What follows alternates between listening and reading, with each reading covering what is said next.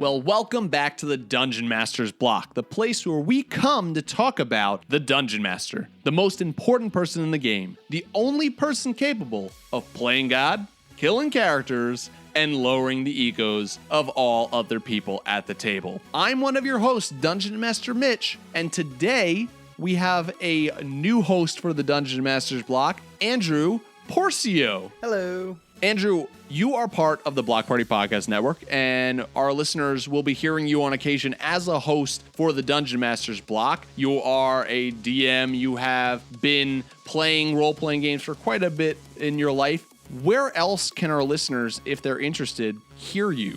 Well, you can check out my show, We're So Bad at Adventuring, which is an audio comedy about two regular guys in a fantasy world just trying to get by and avoid all the chaos and madness that is living in a world where quests, monsters, and heroes threaten your daily living. You can check us out at www.badadventurers.com, and we're also on iTunes. And speaking of iTunes, we have a 5-star review for this show entitled Excellent Source for Any DM. 5 stars. It's by Demon4568. Very, very specific. I guess that's like the branding that they get. And this one says, the depth and research of Chris and Mitch is delivered in an inspirational hour of premium content. So thank you so much, Demon4568. We appreciate that review. And with that in mind, let's head to the meat. I'm starving. We ain't had nothing but maggoty bread for 3 stinking days. Why can't we have some meat? The flat meat's back on the menu, boys. All right, so for the meat today, we have joining us Will Jones, host for Encounter Roleplay, an actual play, Twitch, and podcast D&D campaign. Will, thanks for joining us here on the Dungeon Master's Block. Thank you, my friend. It's absolutely wonderful to be here. I'm honored. Awesome. Alrighty, so first question we have for you today in our little interview is, tell us about yourself. All right, then. Well, my name's Will. I'm a 20-year-old British guy, loves to play D&D, and long walks on the beach, of course. And of course. Now I'm lucky enough to get a dewlap for a job over on Encounter Roleplay as a full-time streamer and broadcaster. Nice. Yeah. And is that long walks on the beach in real life, or is that long walks like at the D&D table, like you just like beach terrain? Yeah, beach terrain is my favorite terrain, actually, as a ranger. As a ranger, that's awesome. Can you tell us and the listeners who have maybe not heard about your show a little bit about what is Encounter Roleplay? Absolutely. Well, Encounter Roleplay is a 5 days a week D&D live stream. We do over 150 hours of stream D&D every single month, a monthly 24-hour D&D stream. I've done 13 of those now. We've also got an actual play podcast just out called Adventurers Anonymous, a website, YouTube, all that good stuff. Man, 5 days a week. That's like a busy schedule for you and your players. Does that become like strenuous at times? And like, are there times that you're like, man, this is a lot? Do you guys have like seasons off? No, we don't have seasons off, but yes, it does get kind of stressful. But luckily, I've got different groups in each day, so I actually play a rotating. So cast. you're the only one who's really I'm the one who's there every day. The others come and go. I've probably got 20 or 30 kind of rotating cast members who come by. I think I play 10 games a week online, and then I have to play a few offline as well. Do you ever consider doing a TPK just to lighten your load? Oh yeah, several times. Oh, we're not meeting on Tuesdays anymore. Sorry, guys. What first got you interested in DMing? Well, I suppose I kind of just fell into it a bit because I was the only one who would DM in the group. From a young age, my dad was into Warhammer models, and so I was into them as well, 9 or 10 years old. I remember getting a copy of the Warhammer fantasy role-playing game. I went out and bought that, and then I insisted that my entire family play it. So no one else knew how to DM or what this game even meant, so I ended up doing it, and then from there I got into D&D later on, and the rest is history, as they say. That's awesome. Yeah, now Warhammer, their fantasy roleplay, that was pretty hardcore, wasn't it? Yeah, I don't think I understood half of the rules that were going into it, but I knew that I liked it. I painted minis like that when I was younger, and now I use them for Dungeons and Dragons, which is fantastic. I didn't think I remember playing that game like once or maybe twice, and it was like so much information, and all the money I spent on those minis, I'm glad that it didn't go to waste. Yeah, me too. Actually, there's still in boxes somewhere, and I get them out for D&D games occasionally. Perfect. All right, and so for our last question, as we do with all guests, we have a surprise question for you. I know this one that you are prepared for. You knew that a surprise question was coming, but here is going to be the reveal of what your surprise question is. Oh, boy. So, Will, you come across a deck of many things in real life. You're at your day job or whatever it is, and you walk into the closet and there's a deck of many things on the shelf just kind of shining. How many cards do you dare draw? Oh boy. So I believe there are 22 cards within a deck of many things. You're correct. And if you pull out the 22nd card, you're absolutely had it. Yeah, well, there's a couple of those. So there's a couple of them in there. If you're alive by the time you pull the 22nd card, that's amazing. So you got to give it at least once. So I put out once and I see what it is, and if it's good, I hit it again. I'm playing this like blackjack. Oh, but that's the trick of the deck of many things. At least as I understand in the old one, you had to choose how many you drew, and that was the number you're stuck with. So do you still pick one, or do you go for more? Oh boy, that's such a good question. I'm gonna pick 3 cards. 3. So one of them, the good, the bad, and the ugly, right? And hopefully the bad counteracts the good one, and then the ugly one just throws something else in there as well. All right, well, would you like to figure out what happens? Like, if this was a real scenario? I'm ready with a deck of many things right now. I would absolutely love that. All right, so, Will, you are in the closet at work, and you draw your first card. Your first card is the skull. This doesn't look good for you, Will. So you draw the skull, and before you, in this closet, a dread wraith appears, and you have to defeat this dread wraith, or you will be forever destroyed. I think that I will be forever destroyed in that case. Dread wraiths are nuts, man. I don't. Well, quick question: what level is the Dread Wraith? What level is Will? Yeah, what level am I? What's Will's level? Yeah, if we're talking about real life, so let's see. Oh, dread wraiths actually aren't that. Oh no, that's a wraith. It doesn't sound good, does it? It does not sound good. Well, I assume Will is epic level in real life. Oh, I'm at least I'm Paragon level, dude. Yeah, straight up. So if we're talking about 3.5, I don't know if 5e has the Dread Wraith yet, but the Dread Wraith was a challenge rating of a 11. So you could take that. Oh, easy. Yeah. So all right. So let's say that you do defeat the Dread Wraith. So there's 2 options here. Choose your own storybook. You die, or somehow you defeat this Dread Wraith. You choose another card, and your next card is the Sun. Oh, there we go. So this sounds better. So you draw the Sun, and you gain a beneficial medium wondrous item and 50,000 XP. Oh, so boy. That's pretty sweet. I think that would have been helpful if you got that before the Dread Wraith. Yeah. Right?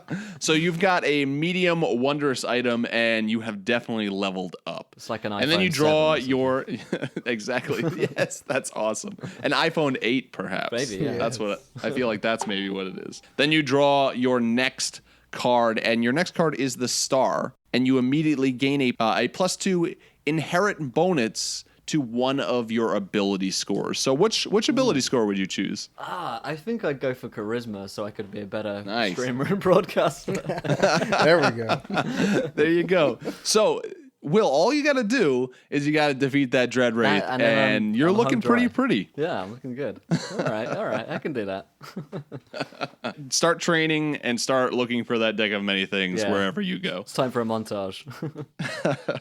All right, and so today let's begin talking about what we came here to discuss as the meat topic today. We are talking about travel. So the idea of travel time in D&D. I think this is something that a lot of DMs have struggled with in the past, and I think a big part of that is the fact that it's about keeping your players engaged, and I know a lot of DMs want to have some sort of travel time because they want to give the feel of a real experience, but it's finding that like spot that is like just right where your players aren't bored or your players aren't just totally not even paying attention and pulling out their phones. So travel time in a Dungeons and Dragons game or any sort of fantasy game, what is that right amount to you guys? Like, how do you find that right amount of time? Good question. Well, I think you're right. I think it's important because it makes the world feel so much more immersive, right? And if you can kind of just like fast travel like you do in a video game, that's just a kind of disconnect for me. Yeah. So I tend to find the kind of right amount is only when there's going to be a long period of travel, right? You don't necessarily need to do a travel mechanic if you're going from the inn down to the potion store, right? So you want to keep it fairly brief, I'd say, because travel is essentially just very boring. It's one of the least like sexy things about D&D, really. So you try and spice it up a bit with a few things, but if you do too much of it, it really is just like, oh god, can we just get there, right? So maybe a scene or two, nothing longer than like maybe an encounter or two along the road, or a scene or two, because otherwise I find that even myself as a DM, I find myself boring myself. There's only so many Lord of the Rings 2 towers panning shots across the countryside that anyone can really take, right? Yeah, I'm in agreement there. And I think part of it is if you have a campaign that's kind of built around the idea of travel, more or less, saying like, okay, you guys aren't just going to teleport from spot to spot. You have to actually get there. And also, like, is the world dangerous enough to where it merits following travel? But I know I've had games where as a GM, I'm like, I have zero interest in like narrating things that are unnecessary. Yeah. So I'm just going to pop them in the next town. I'm like, you don't reach any encounters. You get there safe and sound. And the players are fine, but at the same time, it can be really interesting to say like, well, maybe the actual journey is the problem. Like Lord of the Rings, it was more about the travel was the big part of the game. That's right, yeah. Yeah, and maybe you can do something in your game like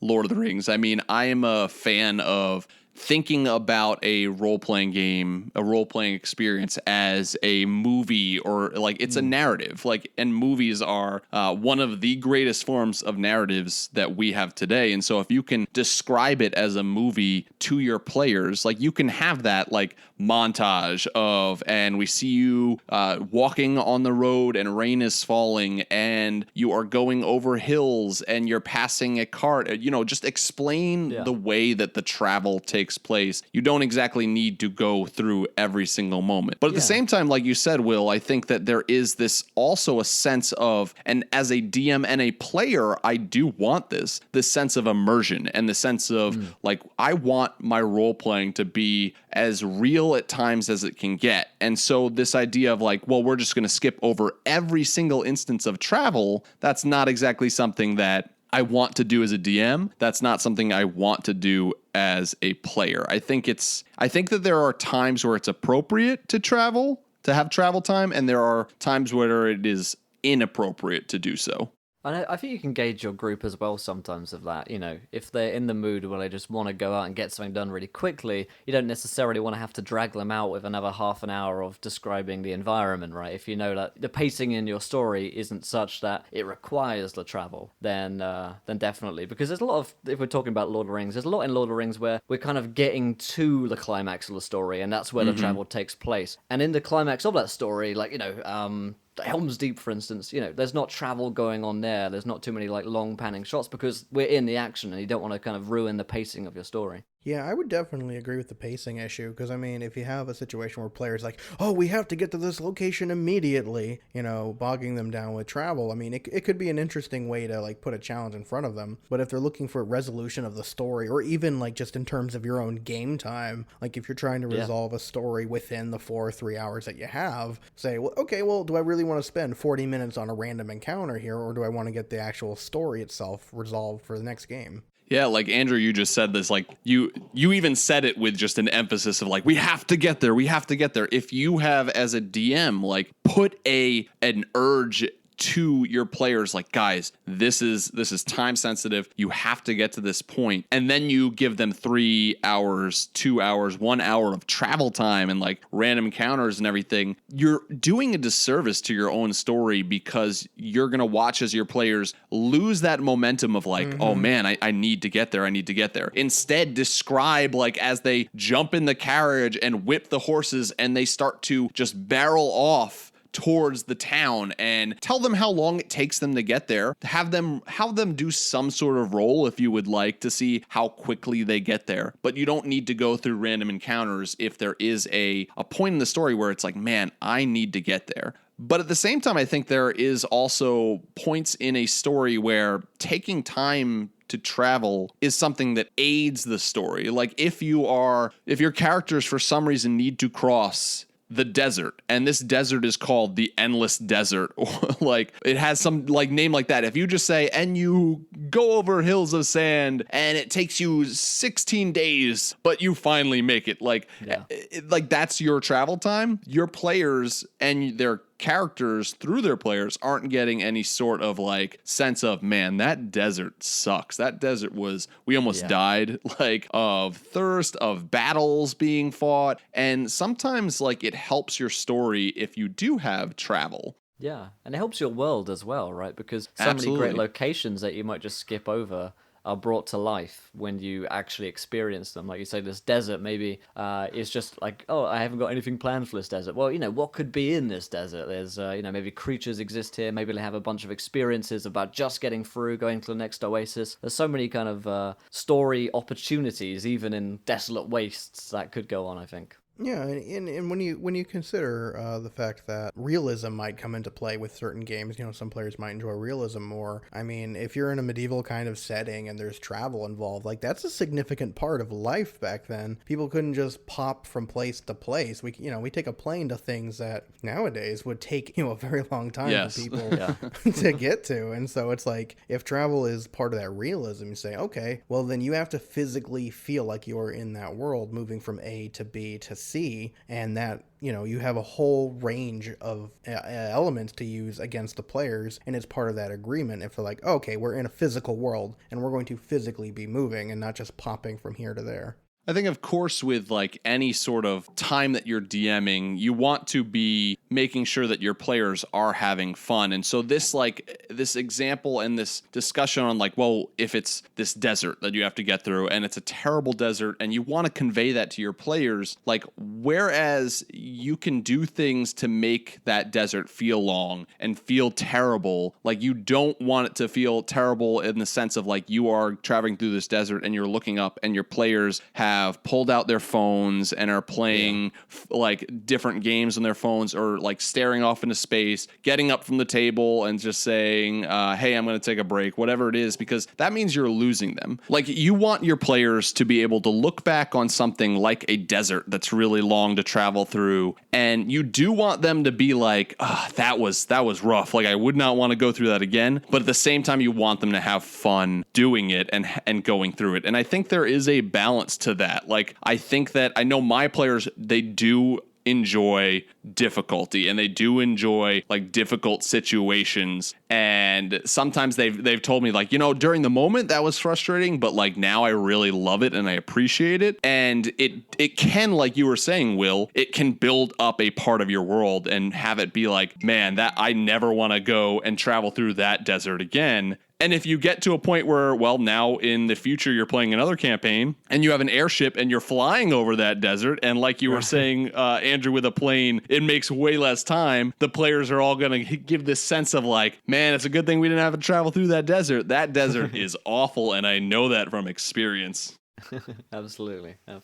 And also, on the kind of other side of things, you don't want to use that too often with this like desert scenario that we're talking about. For instance, Absolutely you cross not. the desert and they have this excellent experience, like, oh god, that was so tough when we got there, and then you're like, and now you have to go back, and then they're like, oh. And before you, once you reach the end of the desert, is the forest of excruciating long travel. Yeah, and another thing I'd like to point out too is that there is a huge difference between travel and tedious. Just because it's a challenging encounter to get through the desert, it doesn't mean it has to be tedious. I mean, if you give everyone a sense of action and things that they need to do to get through that desert, they'll feel more engaged. Like, I mean, if you just say, figure it out and don't die, that puts more of the impetus on them to like actually want to overcome it, as opposed to just narrating endlessly and then telling them all the things that suck. Yeah, there's a difference between telling them and showing them, I suppose, and showing them is infinitely more kind of engaging for the players. Yeah, that's a great point, because it's easy to say, oh yeah, the desert's really hot, versus, oh hey guys, you all take damage for, heat. Yeah. Would you guys say that there are different types of games too that like make travel time a more appropriate thing? Like for me, I'm thinking about, I like to do narrative, linear and loose like storytelling. And so I have this like plot that the players will be going through. And along the way, they're making choices that I have to be loose about and like allow them to be flexible and change the story and give them agency. But if you're doing like a strictly sandbox campaign, I think travel time is much more of an appropriate thing to have be something that you focus on more in that campaign, because that's part of that experience of you're traveling to different places in the world that your players are choosing. And so along the way, you're getting all these different types of sandbox, random encounters and adventure hooks and all those kind of things. So when I think sandbox, I really think that like random encounters aren't, the exception. They're kind of the rule. Like, yeah. Players are just moving along, and so anything you throw in their way is interesting. It's a potential plot hook. It's something they can interact with. So, in terms of travel, I would say the bulk of it would be what they encounter as they move around in a sandbox type game, as opposed to more narrative one where everything is an obstacle to overcome to get to the next part of the story. Yeah, I think I definitely agree with that as well, because if I'm running a published adventure module, for instance, likelihood is I'm trying to tell a story perhaps in a slightly shorter amount of time, or we're just trying to get to like the good parts of the action maybe, and that kind of game, and maybe what the players are looking for when they play a module or more kind of linear type game as opposed to a sandbox is more of that kind of narrative experience or story. Perhaps they're less focused on wanting to do travel or random encounters and the like. So yeah, I definitely think there's a time and a place, and it really depends on your group and the kind of game that you're running, whether or not to which degree you wish to implement travel into your games. I think maybe a good question for us as DMs to like ask ourselves when we're thinking about how long of a travel time should be role played through is like, what am I as the DM trying to accomplish? Am I trying to give the feeling that this is a terrible desert to travel through, a really big jungle with dangerous creatures in it that we are traveling through? Is it important that I give some sort of travel experiences along the way to my players? And of course, with all that, like you guys have stated a bunch of times, you need to make sure that for each group, that's going to be a different amount of time that they're still going to be engaged and still going to be enjoying that experience. And if there's some sort of urgency, like, are you ruining your game because you're trying to accomplish this urgency, and by travel time, you're just throwing that out the window for your players? So we've mentioned in this episode a couple times now, we've mentioned random encounters being something that happens along the road. Random encounters doesn't always need to be a battle. It's some sort of encounter, something that happens along the road. I think that there is a huge difference between a random encounter and a pointless encounter. And through my time in DMing and through my time talking to other DMs through this podcast and off air, I've definitely gotten the sense that there's DMs and players out there that hate that term of random encounter, and they never want to see a random encounter in their games. I'm not one of those DMs, but I can understand where that's coming from players and from DMs. And I think that boils down to random encounters becoming pointless encounters. But what would you guys say is like that difference of having a random encounter happen in your game and a pointless encounter happening in your game? Yeah, it's kind of funny, isn't it? Random encounter has this kind of, it's like a dirty word in D&D sometimes. Absolutely. It's definitely got some very negative connotations, because I think it kind of harkens back to those old sort of tables that we'd have, like roll a d4, oh look, it's a kobold, and then it suddenly appears for almost kind of no reason. I'd say that would be a fairly pointless encounter. But the difference for me is whether or not an encounter progresses the story in any meaningful way, if it progresses the narrative, because we used encounters and combats and other scenes just to kind of portray different aspects of narrative, I suppose. And if you've got a random encounter of a bugbear going for a forest, it doesn't really add anything to the story that you're telling. You fight the bugbear, you kill it, it's done, you get some XP. It's almost like an MMO or something in that sense. But you can spin kind of every encounter, or any encounter really, into being some part of your narrative. So maybe this bugbear is infected with a disease, or maybe it's got an unholy taint on it, and that is just foreshadowing for the big bad evil guy demon lord that you've got set up for the next encounter that they've been working towards. So even if you do have, something seemingly random, you can connect these things with a little bit of kind of improv on your part as DM. But yeah, a pointless encounter is something which, for me at least, just happens, is unexplained, and then doesn't add anything to the story. It's very quickly forgotten about by the players, and we move on. Yeah, I would wager to say that a pointless encounter, the difference between a random encounter and a pointless encounter is really how much fun do the players have dealing with it. Because, I mean, I know I have players where, they have that combat itch, and I'm trying to run a diplomatic game or whatever, and they're sitting there and they're traveling somewhere, and it's like, just throw them a bone, throw them something challenging.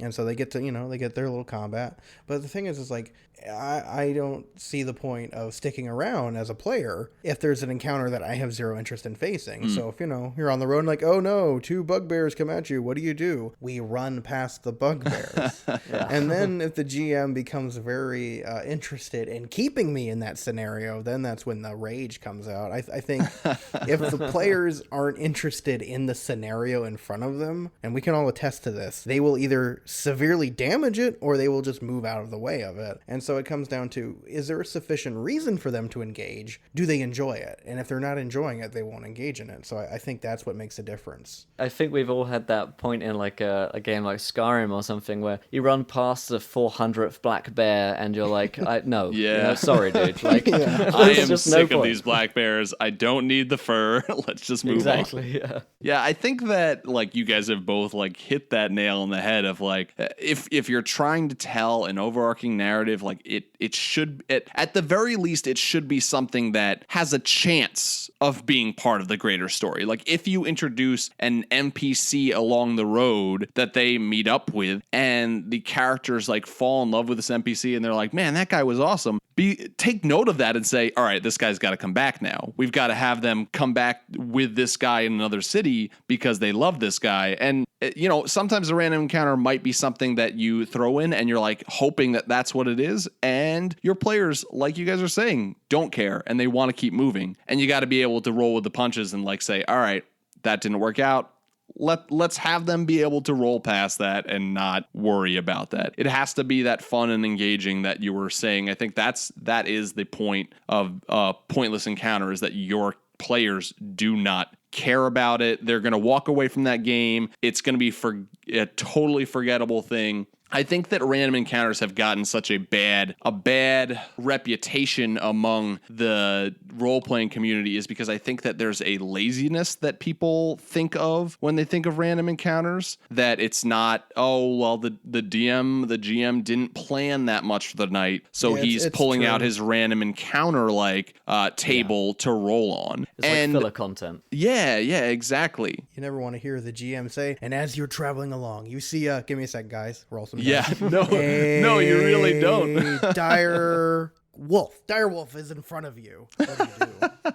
And it's funny because I've come across some random encounter tables that I've looked at and I'm like, man, there's some really amazing gems in here. And I think that there's like a way to still use those tables is just don't do it right at the table as your players are like waiting and like totally make it obvious that like you're just like coming up with something on the spot. But like maybe before you start the night, like if you have the idea that you're going to be traveling, look at that random encounter table and pick out the 3 best like things that you're like, I can come up with something really, really good for that. Random encounters aren't all bad. I mean, like really, if you're improving, you're doing random encounters all the time. That's really what it is you're coming up with something on the spot. But I think it's that laziness that players don't want to see there, and like that DMs don't want to be accused of is, well, I'm just pulling this out because I didn't want to plan or I didn't have time to plan, and so I'm using using this chart to be able to throw something out to you because I'm not prepared. Yeah, it's saying my commitment to you as a GM starts and stops at a roll of a dice. Yeah. Yeah, actually, I had a good example of this last night in our session last night. Actually, we have viewer decisions on Encounter Roleplay, so we let people in the chat room kind of throw out some ideas as to what could happen next, and then the DM just has to roll with it. Like you have to fit it into your game some way. So it's kind of the utmost point of kind of improv. How do you work this bizarre thing into your narrative? How does it fit, kind of thing? And they decided that there would be a bard, a tiefling bard of cyan hair joining the group. He wanted to tell a tale or something like that. And I was like, oh God, what do I do? So the bard comes along, and he's a character who's looking to write a poem, epic poetry about a group of adventurers. And immediately the group kind of click with him, and he kind of travels with them to tell their narrative, basically, to tell the story of their characters. And that night at camp, because he's a storyteller, he wants to dig into their kind of backstories, and so he asks them some very kind of pointed questions that wouldn't really come out in roleplay necessarily beforehand. So you can always use these kind of random things and just kind of twist them a little bit, and they kind of fit quite well into narrative. That was a random encounter, but now he's a favored NPC in the campaign, and I can imagine him having a big part to play. So really, there's no limit to what you can do with seemingly random Yeah, it's things. great when you can pull it off to where the players don't even realize that it was just meant to be a minor role. Yeah. Yeah. I bet you guys get some pretty cool and some pretty ridiculous things that you guys have to role play through Yes. if the audience is fun, encouraging you to do so. Exactly. But I mean, that's part of the fun for the players and the audience, right? Is seeing how you can improv through scenes like that are kind of seemingly odd and ridiculous. And if the audience are having fun, then and the players are having fun, then you're doing your job right, basically. Absolutely. And so I think this is a good time, Will, as we are talking a little bit about Encounter Roleplay, when you and I were discussing you coming on the show, and we were discussing like, well, what is something that you'd like to talk about? What's something that you'd be passionate about talking about? Travel came up specifically because in your show, Encounter Roleplay, you use a specific travel mechanic that you've come up with. Can you tell us a little bit about this travel mechanic and how we as DMs can use that in our own games? Yeah, absolutely. So over the years, I've kind of come up with a quick and easy mechanic for the traveling, which gives the players agency. It encourages the role play of their characters, and it takes, best of all, minimal prep for the DM. So it's like that laziness of the random encounter, but actually it requires a fair amount of kind of creativity. But it puts the creativity on the players and gives them some control of their stories, which is something I like about it. At the heart of the mechanic, it's a narrative version of a skill challenge, similar to the skill challenges in D&D 4th edition. And, you can tweak this as much as you want. There's additional rules if you want to use, but basically, you have them roll initiative for the travel. So they're traveling for a long time. You get a running order who's going. You can set an appropriate DC for skill checks depending on the party level. And after you describe the nature of the journey, the type of terrain that they're going through, let's take this desert for instance, you ask your PCs the following questions. So number one, you ask them to describe a problem. So what happens to the party, or what happens to your character while you're on the road? Do you encounter bandits? Is there a gully which needs to be traversed? Maybe there's a trader who's not who he seems to be. You kind of leave it up to the players' imaginations, and you can veto anything which is too ridiculous, right? So anything which is like, I find the holy sword of God. No. You make it something which would fit into the story. And if they're struggling with suggestions, maybe they're a new player or something, you can have the other fellow PCs help them out and with a suggestion. So once they've found what the problem is, maybe there's a gully which they have to traverse. Second question, you ask them, how does your character solve that problem? So if they're bandits, maybe you seal them off with a display of swordsmanship, or you intimidate them. If you're getting across this gully, maybe you have to jump across, maybe you have to cut down a tree to get over it. And you can allow collaboration of the team as well, so maybe it's a collaborative effort. Everyone has to cut down a tree or ford the river or whatever. And then after that's been done, you make them roll an appropriate skill check to see if they succeed or fail. So if they're attempting to jump, acrobatics or athletics, if they're trying to solve a problem, maybe an investigation check, and then you see if they fail or succeed, and then narrate what happens. So immediately from that, you have a scene, right? And that your players come up with. And often players have these ideas for their characters, or maybe they've got some backstory that they want to kind of bring up themselves. Maybe I encounter my ex-wife, or maybe I encounter a business associate of mine who turned rogue or something like that, and they have these ideas, and then that allows you as a DM to then take control of that scenario and say, okay, well, there's this guy who used to know, I'm going to now roleplay him. We're now going to play out the scene and see how it goes. And you can go as in-depth to that mechanic as you want. You can play out whole scenes. I've had entire scenes that last like an hour or half an hour from just ideas that a player had, and then the whole team get involved. But there's some other rules that you can use as well, something that in 4E they kind of had. So something I like to do is they can't use the same skill check 2 turns in a row. So if you're doing several kind of turns of this travel mechanic to separate different passages of time, then using the same one again. So like you can't use stealth to sneak past the kobolds twice. If the skill has already been used that same turn by another player, you can't use it. So not everyone can roll nature or whatever. Just to encourage a little bit of diversity in the team, to give everyone else their different role in the party. You can even allow for a re-roll. So if someone rolls a nat 1 on something, you can have them re-roll it. And then that brings into my last kind of idea for an additional rule is successes and failures can count towards an overall score. So if they reach a certain amount of successes, they reach their destination easily. Nothing particularly bad befalls them. But if they all fail, then maybe there's some consequences to that travel going so poorly. Maybe they run out of water, or they're lost, and then they have to deal with that situation from there. So that's the kind of core of the mechanic, and I kind of use as much or as little of that depending on my group and how kind of experienced the players are. But that certainly helps me when I'm going through because if you DM for a long time, you've gone through a lot of forests in your time as a party, right?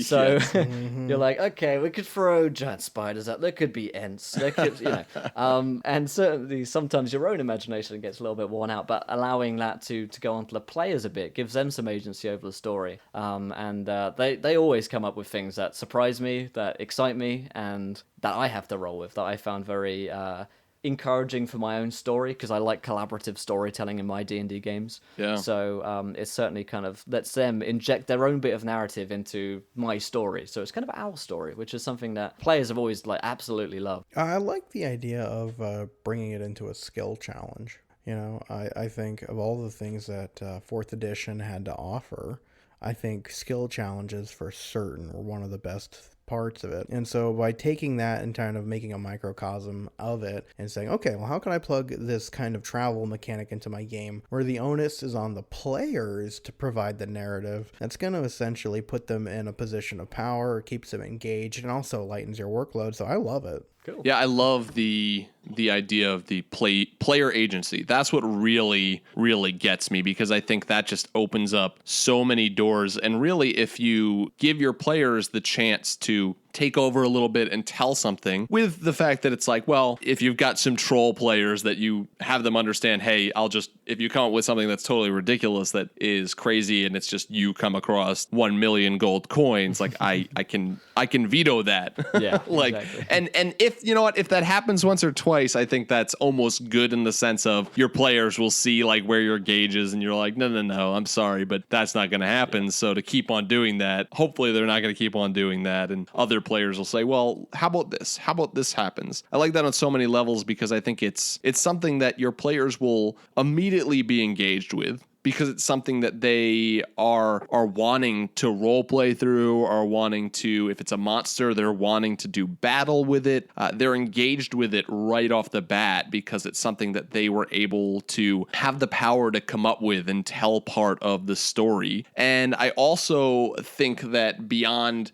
just being engaged with it right away, it's something that I like to call DMing in training.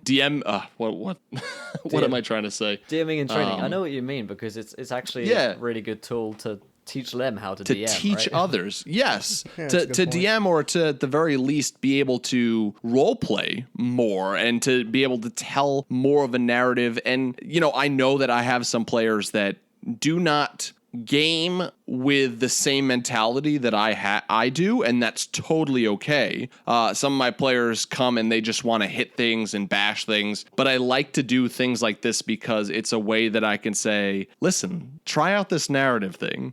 Try to really get into the story. Tell me what you think is going on. Tell me what person you encounter along the road. Tell me what monster you encounter. Tell me what you find along the road. And it gives them the agency to do that. And it like helps them to be able to maybe see that side of things, see that narrative side, and to be able to DM for a second. And maybe it lights that spark in them. Yeah. And I definitely like it with my group as well, because sometimes a player will just have a really cool idea like I would just never have thought of for their character, because you're multitasking as a DM and they've got a really, really good idea. And I find that so often as a DM, like the power of collaborative writing is so much stronger than just one guy, right? So, I might have been DMing for a long time, but, that doesn't make me particularly good at it, right?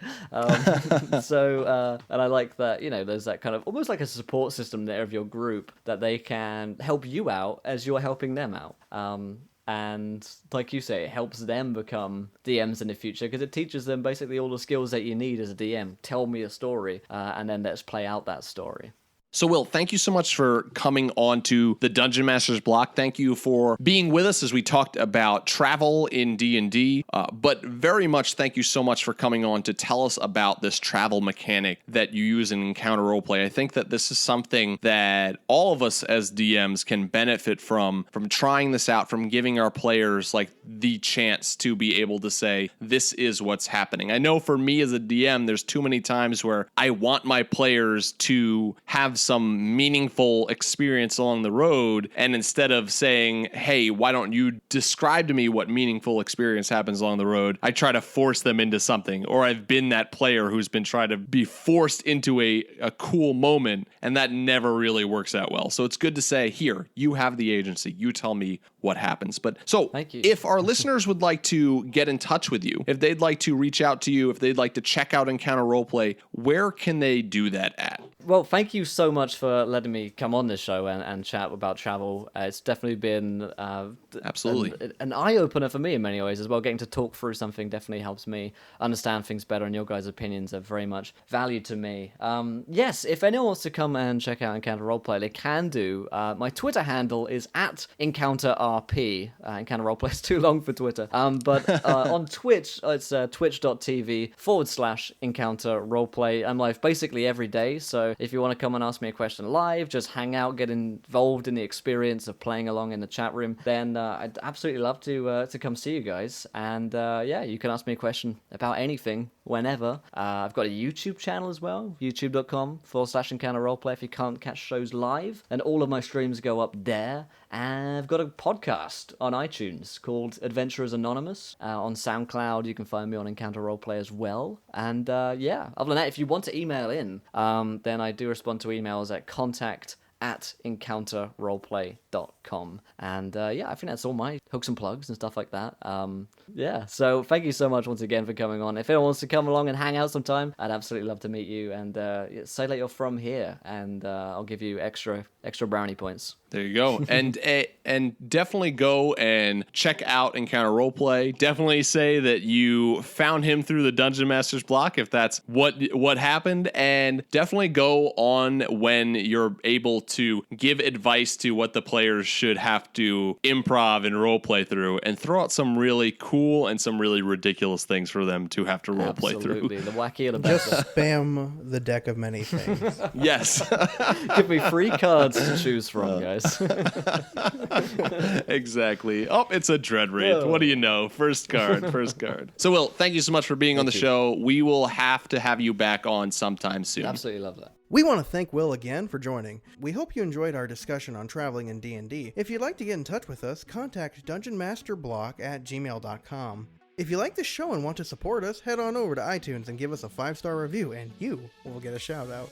Follow us on Twitter at DMS_block. That's at DMs block. You can like our Facebook page. If you go and follow us on Twitter or like our Facebook page, those are great places to get updates about the show. D&D memes. I know, Andrew, you're not a big comedy guy, so you won't like those D&D memes, but moving on. And you might get some D&D updates as well. So go follow and like us there.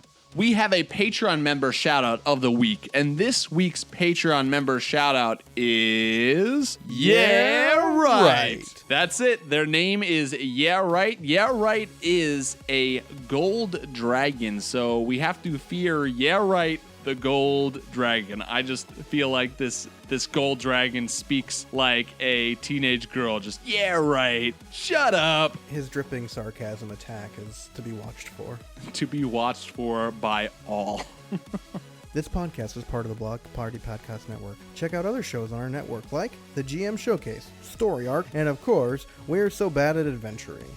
Well, with that, that's all that we have for you today on the Dungeon Master's Block, the place where we come to talk about the Dungeon Master, the most important person in the game, the only person capable of playing God, Killing characters, and lowering the egos of all other people at the table. And I'll be seeing you blockheads later. And keep on dungeon mastering.